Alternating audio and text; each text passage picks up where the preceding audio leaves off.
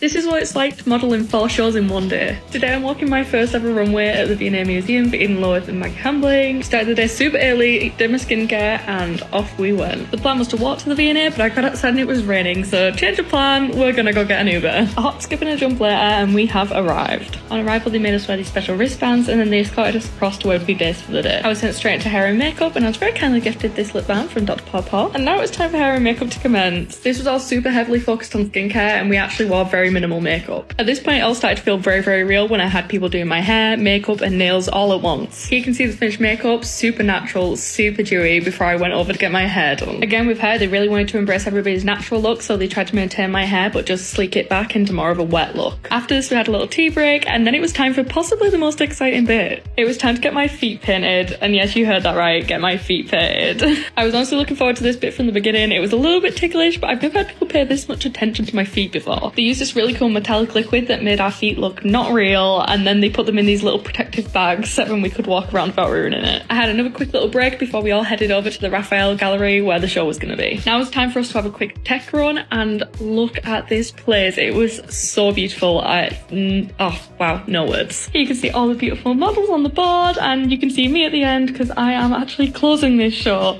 Wow. Tech went amazing, and after that it was time to rehydrate and get ourselves together before the first show. The first show went amazing, and here is a quick little sneak peek at my outfit. As I say, this show was shown 4 times at the V&A that day, so we were constantly doing touch-ups, going back to the breakout room, going back doing touch-ups again, walking the show again. It was crazy. Finally, after 3 successful shows, it was time for some food, and by this point, let me tell you, I was starving. It was about 6 o'clock, and I was so ready for this food. And it was actually very nice, just what the doctors ordered. Now it's time to head back for the last show. This one was the biggie, and the response from the audience for this was honestly just amazing. Hopefully this will be the start of many, many, many more runway shows to go, and I hope you enjoyed coming along for the journey.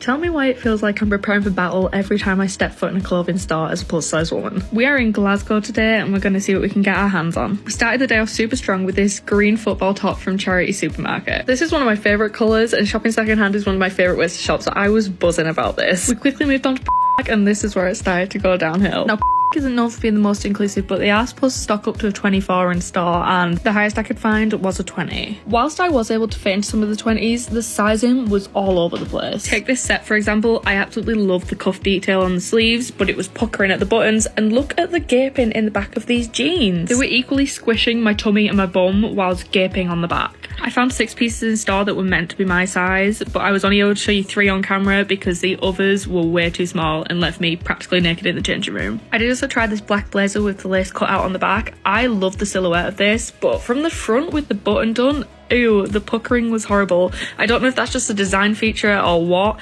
because there was still loose fabric, but the puckering just made it look like it didn't fit, and honestly, if they had this in the right size, I probably would have got it, but it's a no from me. Non-surprisingly, I Mac empty-handed, but I did find some success at TK Maxx. I spotted this cute multicoloured patchwork jumper on the way out, and I had to try it on, and mwah, it was chef's kiss. Perfect. Honestly, overall, I would say that this shopping trip was a huge success. Today was a win for the big girls, but let me know what you think and where I should try next.